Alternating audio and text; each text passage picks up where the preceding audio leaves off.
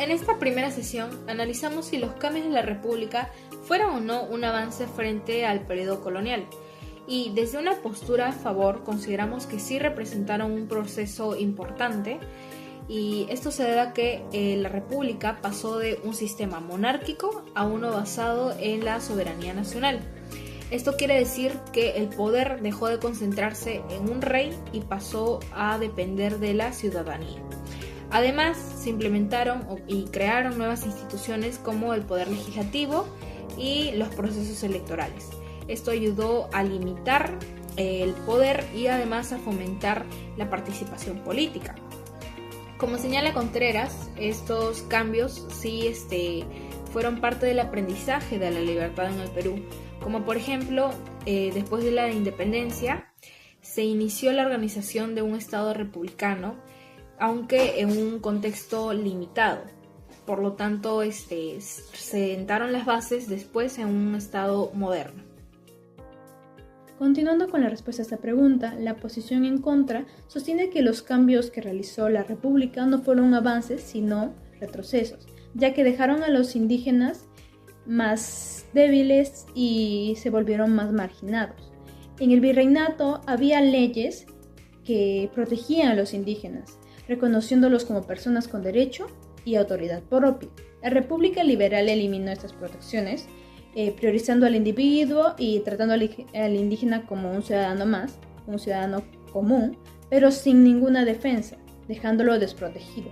Las leyes republicanas permitieron eliminar las tierras comunales, eliminar a los caciques, a los cabildos, y facilitaron que los hacendados se quedaran con las tierras, causando más pobreza y rebeliones, volviendo a las poblaciones vulnerables, como son los indígenas, más susceptibles a estos tratos. Al permitir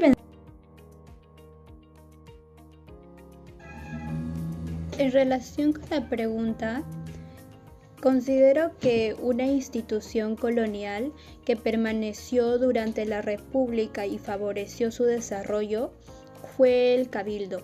Durante el virreinato, esta institución cumplía sus funciones administrativas y de organización local. Tras la independencia, el Cabildo se transformó en municipalidad, permitiendo mantener el orden público, la administración de servicios básicos y una organización cercana a la población.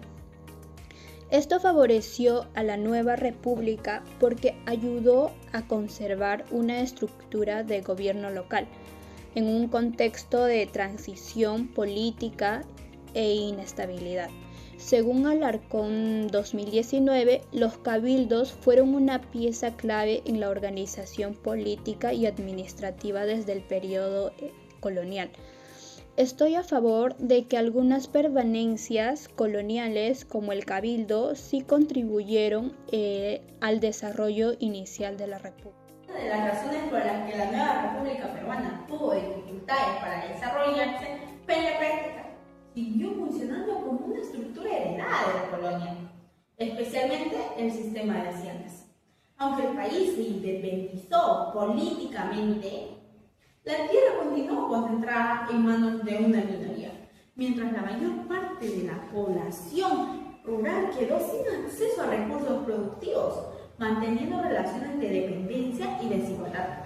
Como nos explican Carlos Contreras y Marcos Cueto en 2013, muchas bases económicas coloniales se mantuvieron vigentes en los años republicanos, afectando el desarrollo social y económico del país.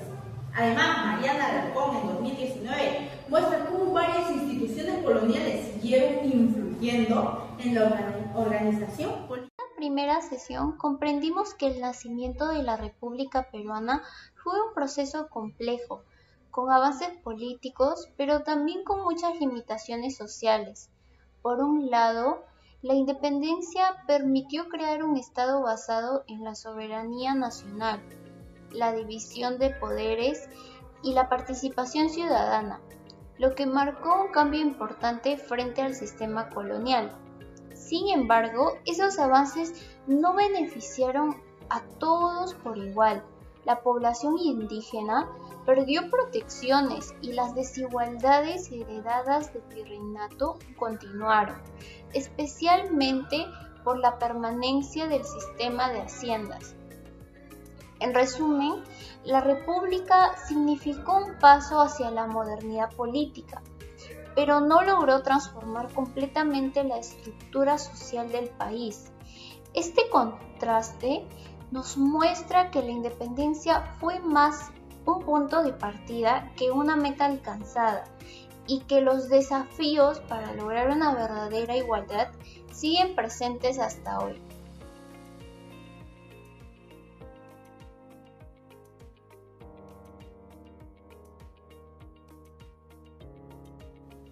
En esta segunda sesión analizamos si algunos cambios en el Perú pueden considerarse democratizadores y concluimos con que no, ya que pensamos que ni el gobierno de Velasco ni el de Fujimori pueden considerarse plenamente democráticos, ya que hay que entender que una democracia implica el respeto a las instituciones y a las libertades. Cuando esto no ocurre, estamos hablando de un autoritarismo. Como por ejemplo en el caso de Velasco, que llegó al poder mediante un golpe de estado en el 68 y Fujimori realizó un autogolpe en el 92. Además, también en ambos casos hubo control de los medios de comunicación. Y como lo explica Levitsky y Ziblatt, una democracia se debilita cuando no se respetan las reglas y tampoco la oposición. Asimismo, otros estudios recientes como el de Espinosa Bonifaz y sus colaboradores explican y evidencian la manipulación de la información en estos periodos. Por lo tanto, no podemos considerar que estos gobiernos hayan sido democratizadores.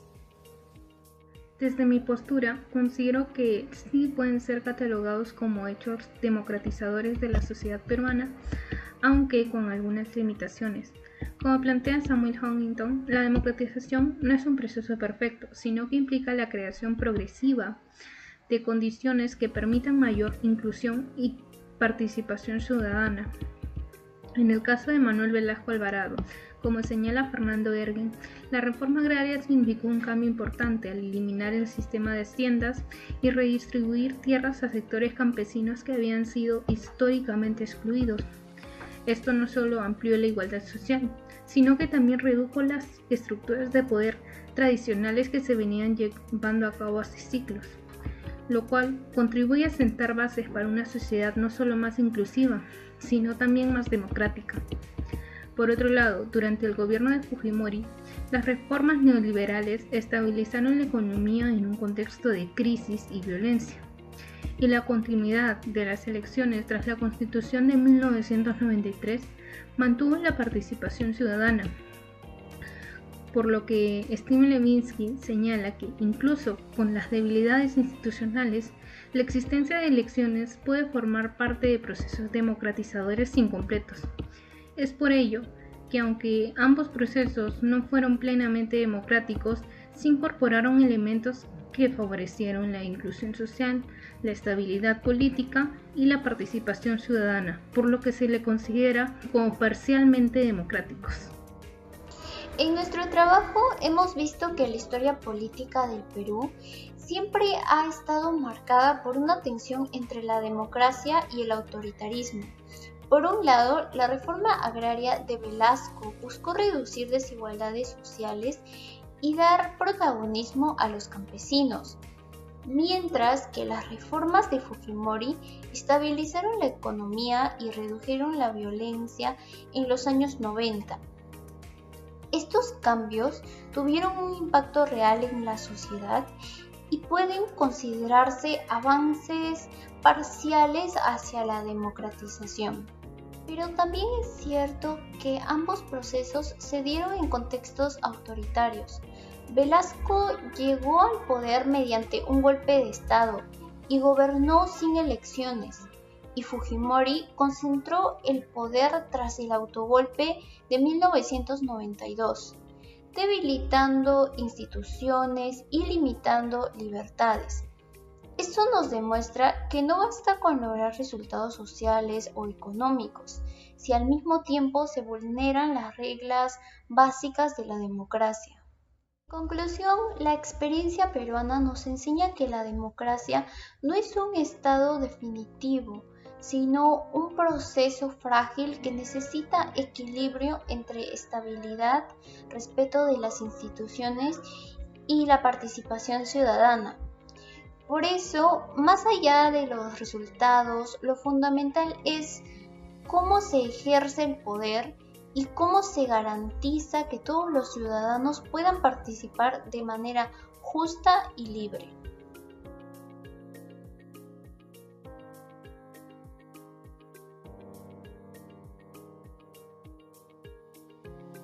Sostengo que la corrupción es una de las principales razones por las que las bonanzas económicas no han llevado al Perú a un desarrollo. Tener muchos recursos naturales no garantiza el progreso si el Estado no lo gestiona correctamente. Esto es lo que explica Jeffrey Sachs y André Huerta en su teoría de la organización de los recursos en el 2001. Los países ricos en recursos pueden estancarse, como le pasó al Perú, y uno de los mejores ejemplos sería con el guano de Isla. A pesar de la enorme entrada de dinero, no se invirtió en diversificar la economía, ni mucho menos en fortalecerla, sino en gastos poco sostenibles y redes internos privados, como analiza Miguel de la Torre en 2024. Y hoy sucede lo mismo con la minería. En muchos distritos reciben altos ingresos por cañón y regalías, no muestran mejoras significativas, ni en desarrollo ni en infraestructuras. Esto evidencia problemas de gestión pública vinculadas a la corrupción, tal como demuestra Federico en el 2000. Respecto a la pregunta B, estoy a favor de que actualmente el Estado peruano sí ha estado utilizando parte de los ingresos obtenidos por actividades como la minería, agroindustria y energía para impulsar el desarrollo económico. Esto puede observarse en la inversión de recursos públicos mediante el canon minero, que en algunos casos ha permitido financiar infraestructura, hospitales y universidades y proyectos destinados a mejorar capacidades productivas en distintas regiones del país. Además, el crecimiento de la agroexportación, especialmente de productos como arándanos, paltas y espárragos, demuestra que el Perú no depende únicamente de la minería, sino que también está fortaleciendo otros sectores económicos. Según Valbrook 2023, cuando existe una gestión estratégica de estos recursos, la actividad minera puede generar oportunidades de desarrollo local. Continuando con la pregunta, la posición en contra sostiene que los ingresos del Perú actualmente no se obtienen usando una forma estratégica que permita el desarrollo de la economía. Es así que a pesar de millones de ingresos de la minería y el canon minero, muchas regiones continúan en problemas de pobreza, baja calidad educativa, deficiencia infraestructural y servicios de salud limitada, debido al mal manejo o a la nula estrategia que se emplea para la obtención de recursos económicos y su mala administración también. Es así que si el país considerara más los recursos obtenidos por minería, agroindustria y la energía, y no solo en exportar materia prima, esto nos ayudaría a invertir más en diversificar la producción, fortalecer la industria y mejorar las condiciones sociales. El país mantendría su dependencia económica y lograría un desarrollo sostenible. Los periodos de bonanza económica en el Perú no fueron suficientes para convertirlo en un país desarrollado, principalmente por la falta de redistribución de ingresos. Aunque nuestro país recibió altos ingresos durante el auge de la época del guano o la era del caucho, esta riqueza no benefició a toda la población. Como señala Jeffrey Sachs, Cuando los recursos se concentran en solo una élite o no se invierten en educación, infraestructura o diversificación productiva, el crecimiento no se traduce en desarrollo. En el caso del Perú, gran parte de los ingresos se destinó al consumo o se concentró en grupos muy reducidos, dejando de lado a la mayoría de la población. Además, la corrupción y la mala gestión impidieron a estos recursos que se distribuyeran de manera equitativa. Por ello, aunque hubo un crecimiento económico en ciertos periodos, no se pudo generar una mejora sólida en la calidad de vida de las personas, ni tampoco se pudo reducir la desigualdad, lo que limitó el desarrollo de nuestro país. En esta tercera sesión analizamos la relación entre la prosperidad económica y la corrupción en el Perú. Como equipo concluimos que la bonanza económica no logró generar un desarrollo real. Esto, por ejemplo, durante el boom del guano, la riqueza solo se centró en una élite, por lo que limitó el impacto en la población. Así como lo demuestran diversos estudios históricos sobre la economía peruana, esto impidió un desarrollo equitativo. Ahora en la actualidad sucede algo similar, pero con el canon minero que no está siendo utilizada de la mejor manera y de la manera eficiente. Por lo tanto, es importante saber que un crecimiento económico no sirve si no existe una buena gestión de los recursos.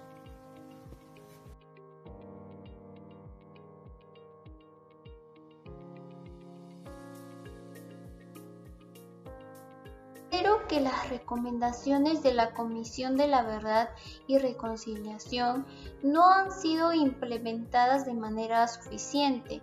La CVR planteó medidas claras en temas de reparación, memoria y justicia, pero muchas de ellas quedaron en el papel.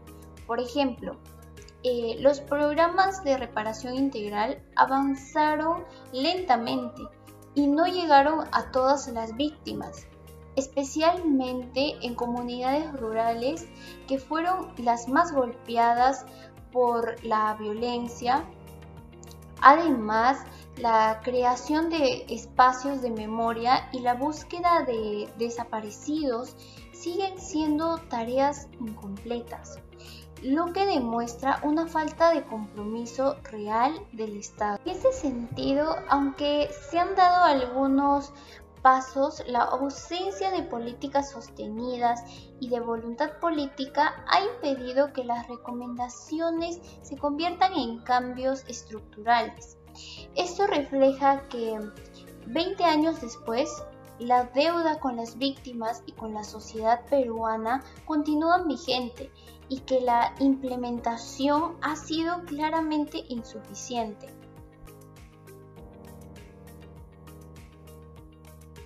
Desde que se presentó en el 2003 el informe final de la Comisión de la Verdad y Reconciliación, ha sido cuestionado por discursos que intentan distorsionar lo que ocurrió durante la violencia interna. El sociólogo Marco Antonio Vélez explica en el artículo El tortuoso ascenso del negacionismo a 20 años de la Comisión de la Verdad y Reconciliación, revista que fue publicado el 8 de mayo en el 2024, que estas críticas no parten de un análisis académico, sino de intereses públicos que buscan cambiar la forma de recordarnos esa historia. El artículo señala que algunos sectores negaron las violaciones de derechos humanos documentadas por la CVR y otros minimizan los atentados terroristas cometidos por Sendero Luminoso o Movimiento Revolucionario de Pacamayo. Yo estoy a favor de la CVR. Ustedes se preguntarán por qué. Pues su informe conoce toda la verdad con bases de hechos y testimonios. En conclusión, en el análisis de ambos casos muestra que el proceso de reconciliación en el Perú ha sido incompleto.